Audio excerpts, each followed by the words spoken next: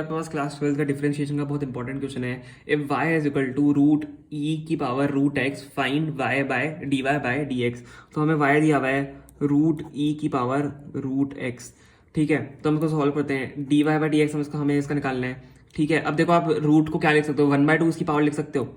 तो आपका अंदर फंक्शन है ये ई की पावर रूट एक्स। ठीक है, और 1/2 हमने इसका लिख दिया। अब इसको आप फर्दर क्या लिख सकते हो, अब इसका डिफरेंशिएशन कर दो। अच्छा वाई ही मानते हैं इसको। ठीक है, अब इसका जब आप डिफरेंशिएट करोगे d y by d x तो आपका 1/2 आगे आ जाएगा। 1/2 आपका आगे आ गया और आपका बच गया अंदर रूट ई की पावर रूट एक्स। ठीक है, और ये जो 1/2 है 1/2 माइनस 1 करते हैं। ठीक है, 1/2 माइनस 1 आपका क्या हो जाएगा, -1/2। अब इसका आपका हो गया डिफरेंशिएशन, तब इसका अंदर का भी करेंगे, इस अंदर का वाले का भी करेंगे। तो ई की पावर रूट एक्स का तो ई की पावर रूट एक्स ही हो जाएगा। और अब इसका रूट एक्स का भी करेंगे।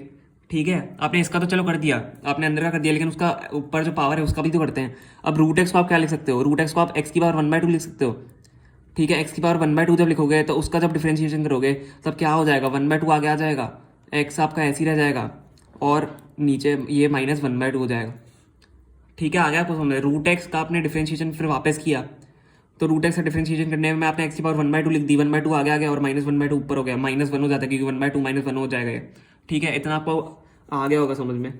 D y by d x हमारा टोटल क्या हो जाएगा, ये आपका हो जाएगा 1/2 इंटू 1/2 1/4। ठीक है, ई की पावर एक्स की पावर -1/2 है और ई की पावर एक्स है। अब देखो दोनों सेम आपके बेसिस हैं तो पावर आपकी ऐड हो जाएगी। इसकी पावर आपकी 1 है तो इसकी पावर जब 1 है, इसकी पावर जब ऐड हो जाएगी तो आपकी क्या हो जाएगी, ये 1/2 हो जाएगी।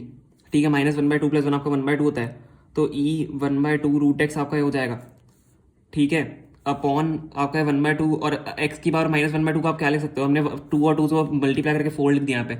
आप एक्स की पावर -1/2 का 1 क्या आप नीचे अंडर रूट एक्स लिख सकते हो। ठीक है, इसकी पावर क्योंकि 1/2 है ऊपर जाके -1/2 हो जाएगा। ठीक है, तो आपका फाइनली यहाँ पे ये आंसर आ चुका है, यही आपका आंसर है। बहुत ईजी था ये सॉल्व करना क्वेश्चन, बस आपको कैलकुलेशन का यहाँ पे ध्यान रखना है।